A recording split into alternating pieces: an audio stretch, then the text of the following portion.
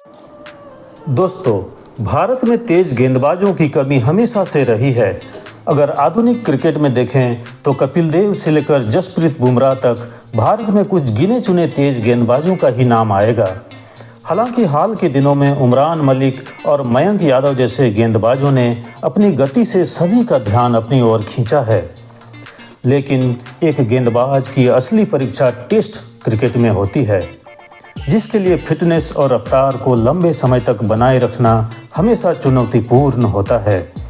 आज हम बात करेंगे एक ऐसे तेज गेंदबाज की जिनकी गेंदों की रफ्तार से विपक्षी बल्लेबाज कांप जाते थे।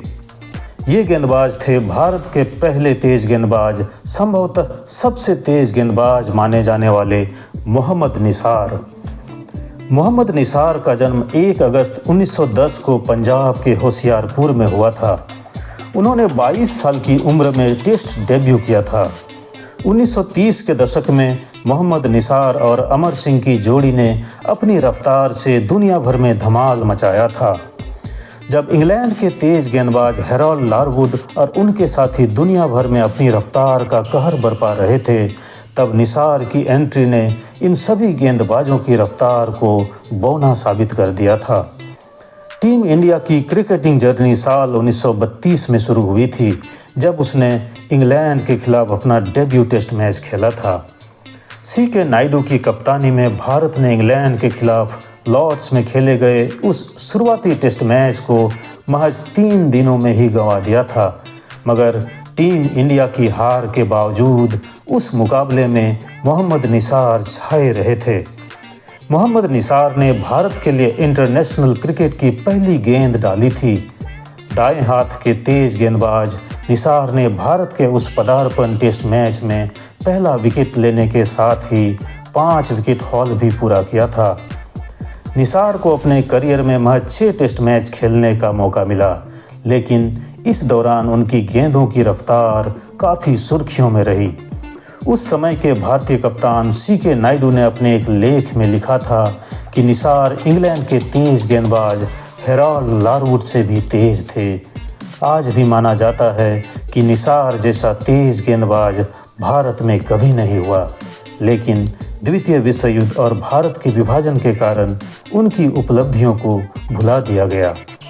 लॉर्ड्स में भारत के ऐतिहासिक पहले टेस्ट मैच को देखने के लिए लगभग 25,000 दर्शक मौजूद थे। इंग्लिश कप्तान डगलस जॉर्डिन ने टॉस जीतकर पहले बल्लेबाजी चुनी। इंग्लैंड की ओर से पर्सी होम्स और हर्बर्ट सटक्लिफ पारी की शुरुआत करने उतरे। सटक्लिफ और होम्स की ओपनिंग जोड़ी ने 9 दिन पहले ही यॉर्कशायर के लिए 555 रनों की साझेदारी की थी, लेकिन मोहम्मद निसार की रफ्तार के आगे दोनों ओपनर धराशायी हो गए। इसके बाद फ्रैंक वुली भी रन आउट हो गए, जिसके बाद इंग्लैंड का स्कोर 3 विकेटों के नुकसान पर 19 रन हो गया। बाद में कप्तान डगलस जॉर्डिन के 79 रनों की बदौलत इंग्लिश टीम पहली पारी में 259 रन बनाने में कामयाब रही। मोहम्मद निसार ने शानदार गेंदबाजी करते हुए 93 रन देकर 5 विकेट झटके। जवाब में भारतीय टीम जब बल्लेबाजी करने उतरी तो सीके नायडू के 40, नाउमल जुमाल के 33 और वजीर अली के 31 रनों की बदौलत एक समय भारत का स्कोर 2 विकेटों के नुकसान पर 110 रन था। लेकिन इसके बाद इंग्लैंड ने शानदार वापसी करते हुए भारत की पहली पारी को 189 रनों पर समेट दिया। इंग्लैंड ने अपनी दूसरी पारी में 8 विकेटों के नुकसान पर 275 रन बनाकर पारी घोषित कर दी। दूसरी पारी में मोहम्मद निसार को केवल 1 ही विकेट मिला, लेकिन अपनी रफ्तार से उन्होंने अंग्रेज बल्लेबाजों के नाक में दम कर दिया था। वहीं दूसरी पारी में भारत के लिए जहांगीर खान ने 60 रन देकर 4 विकेट चटकाए थे। 346 रनों के टारगेट का पीछा करने उतरी भारतीय टीम महज 187 रनों पर सिमट गई। इस तरह भारत को अपने डेब्यू टेस्ट में 158 रनों से शिकस्त मिली थी। भारत को 1933-34 में अपने घर पर इंग्लैंड के खिलाफ खेलने का दूसरा मौका मिला।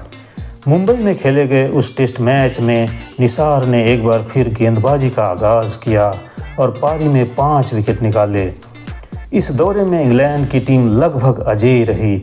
हालांकि बनारस में विजयनगरम 11 के महाराजा से इंग्लिश टीम को 14 रनों से हार झेलनी पड़ी थी, वो भी मोहम्मद निसार की गेंदबाजी की बदौलत।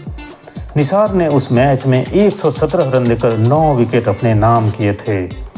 उनकी शानदार गेंदबाजी का एक और नमूना जैक राइडर की ऑस्ट्रेलियाई टीम के खिलाफ देखने को मिला था। यह दौरा भारत ने 1935 में किया था।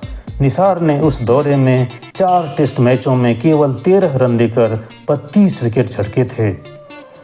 साल 1936 में भारत ने एक बार फिर इंग्लैंड का दौरा किया। निसार ने उस दौरे के तीसरे टेस्ट में एक बार फिर 5 विकेट हॉल लिया। दुर्भाग्यवश 26 साल के निसार का वह अंतर्राष्ट्रीय क्रिकेट का आखिरी मैच साबित हुआ। उसके बाद द्वितीय विश्व युद्ध और राजनीतिक हालातों के कारण भारत अगले 10 सालों तक क्रिकेट से दूर रहा। मोहम्मद निसार ने 6 टेस्ट मैचों में 28.28 की औसत से 25 विकेट अपने नाम किए। इनमें से 13 मौक़ों पर उन्होंने बल्लेबाजों को LBW आउट किया था, जो उनकी गेंदों की रफ्तार को प्रमाणित करते थे।